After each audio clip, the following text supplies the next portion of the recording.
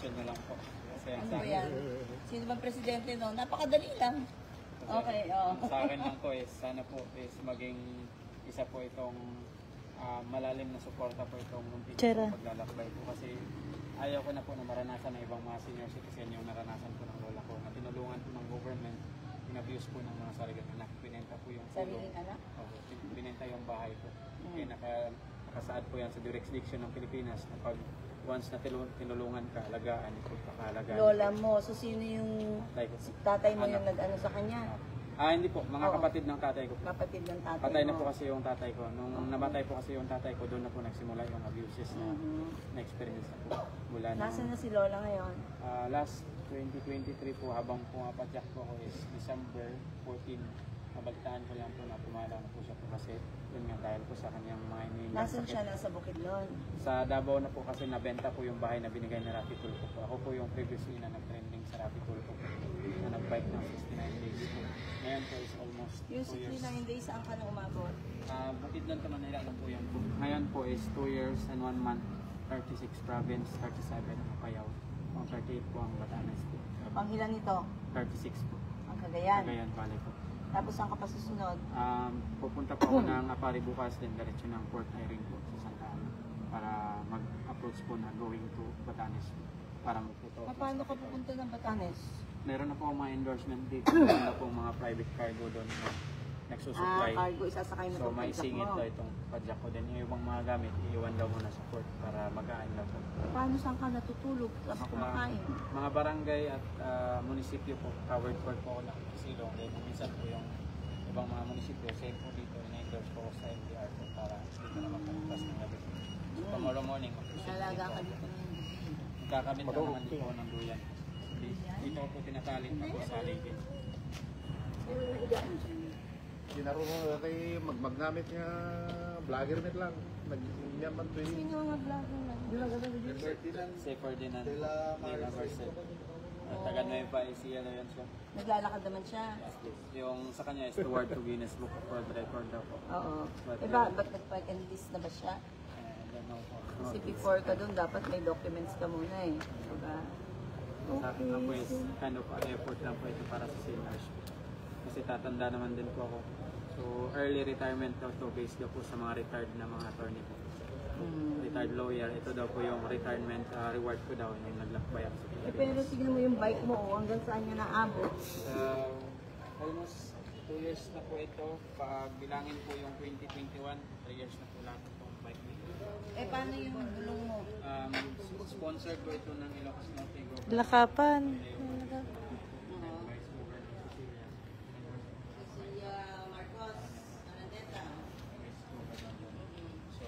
In-endorse nila sa bike shop, pinabago ko yung gulong. Yung Payaw naman, ipadala ko sila ng cash gift para pambili ko ng Sana sinabi gulong. mo palitan na. Bibilan nga sana ng gulong po kaso walang bike shop po doon na nakita kami sa Payaw po. Kasi nandun pa sa sentro ng Luna. Kaya lang doon lang po. So gaano katagal mo pa nakikita na magbabike ka? Siguro po, kaya Babalik ka ng Bukidnon. gusto ko na pong mag-relax muna dito kasi parang nakukuha ko na yung mga reward na sakit. Yung Pagod. ngipin, yung pagod. Oh, sakit ng ngipin. Patingin ka dun sa dentista namin. Oh. Kasi pag pahon, hinihila ko ng paggamit ng lubid. Pag walang tricycle, tinatali ko sa baywang. Kung may mga video man din po na para sa ibang mga documentation kung paano ko siya hinihila. Tapos kung walang tricycle talaga. Pero pag may tricycle, tinatali ko. Ano pangalan mo? Nel J. De La Cruz. Nel J. De La Cruz. So ano panawagan mo sa mga taong nakakapanood sa ito? Yan, sa mga kwan po ating mga kababayan, kapatid at kapamilya na sana po kung meron po silang mga lolo at lola, pakahalagaan po natin kanilang buhay. Habang nandun po sila, alagaan at mahalin natin dahil kung wala na po yan sila, magiging alaalan lang po yan sa ating puso. Kasi sila po yung dahilan kung bakit tayo nandito, mga kabataan. Kaya dapat lang respeto at mahalin natin sila. Huwag natin silang abusuhin. Huwag natin silang sigaw-sigawan sa mga assessment. Ilang taon ba yung lola mo yung namatay? 87. 87. It's a reward na po yan para sa kanila. So pagkatapos mo, sabi mo after the end of the month, Year po. End of the year, babalik ka na sa Bukidnon. Bukidnon. So ano naman ang gagawin mo sa I-comply ko daw po yung mga documents ko daw po sa DepEd para i-process po yung pag-fund po sa alternative learning system. mag-ALS ka? Kasi na-stop po yung pag-study ko sa ALS po kasi mas priority ko po itong advocate ko po So ngayon. ilang taon ka nang nagaganyan? 2 years and 1 month na po ako noong February 5 po. 2 years. February 5 nandun po sa Kapitolyo ng Apayao po. Okay, so Ito po yung mga board members at governor nila. so siguro, sige, for now, yeah, may kanya-kanya tayong advocacy sa buhay, no? Tsaka yun nga, yun sa'yo. So, sadly, sabi mo nga na ano siya, na dito yung Yun po, 2019 po. in And then, 2019. ngayon po is second hearing lang po siya pending na po. Sino ang nagsulong? Meron pong kay incumbent Senator Lito Lapid, Senator Angara, kay Risa Ontiveros, and then especially din po sa kongresista po, si Eric Yap, CIS, Party List, then sa Duterte Youth, nag-raise din po sila, pati na din po kay Paolo Kong Duterte po. Okay. Kaso pending po lahat. Sige, so for now, ampunin ka muna ni Engineer Paul, no? At thank you at nag-visit ka dito sa amin. We were happy to know your advocacy and yeah, totoo yun sinabi mo. Dahil lahat naman tayo pupunta sa pagkatanda. Di ka, Paul, ito, siya yung magiging katay mo sa magdunong. So, anong kwento niya sa'yo kanina? Ganon, oo. So, sige. Anong pangalan mo ulit? Nel J. De La Cruz. Nel J. De La Cruz. So, ito po si Nel J. De La Cruz. Tungkol sa kanyang advokasya para sa elderly. Sa elderly, mga lolo at mga lola natin. Sila po yung SK po, mga sinaunang kabataan po. Kasi naunang kabataan. Okay. So, sige. Tignan mo kung paano kami makakatulong naman sa iyo. Ha? Okay. Sige. Thank you, LJ.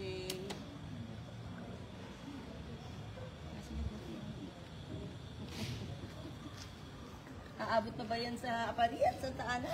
Kaya ko po, dandaan lang po. Yung estimate na takbo ko lang po is pag-patag, tumatakbo ko sa 15 Papunta sa Santa Ana, medyo maliko-liko. Ang mahirap yung hinihiya daw.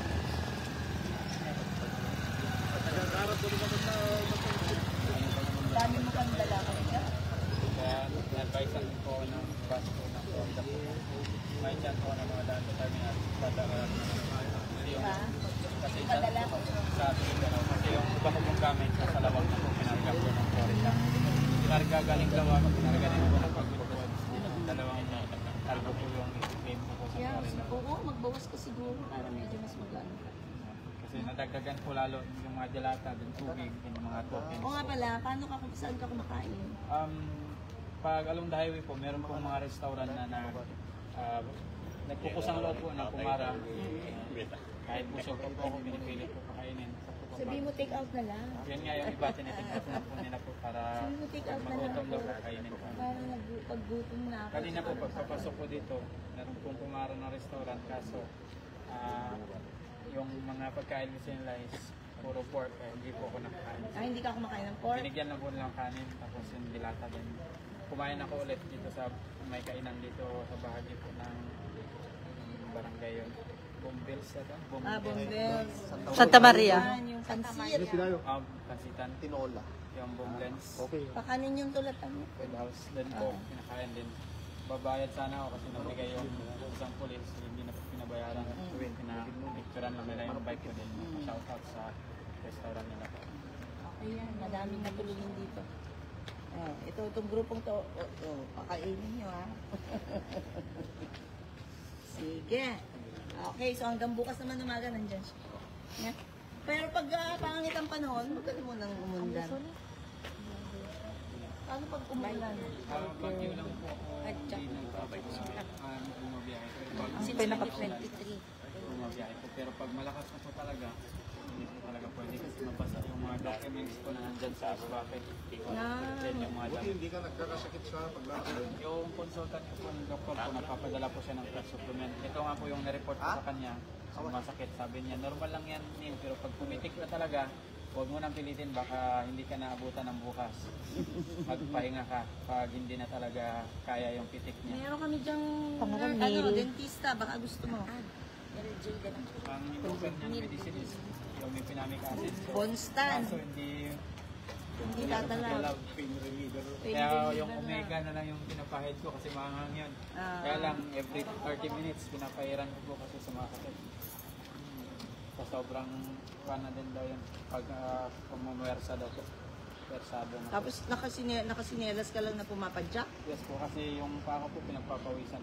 And makati po sa paa pag magsapatos po. Kaya nasanay na po sa tsinelas. Kaya yung tsinelas ko yung iba, ginamit ko ng brake kasi emergency brake ko yan. Ever. Kaya tinatanong nila ilang tsinelas na yung nagamit ko, yung iba. Yung na. Marami akong tsinelas. Gusto mo? Kinapwesto po. Ang dami kong Ito, tsinelas. bago din Maski po. isang tricycle, bibigyan kita ha. Salamat. Sige, diyan ka muna magpahinga ha. Sige, thank you. Baka mo kan.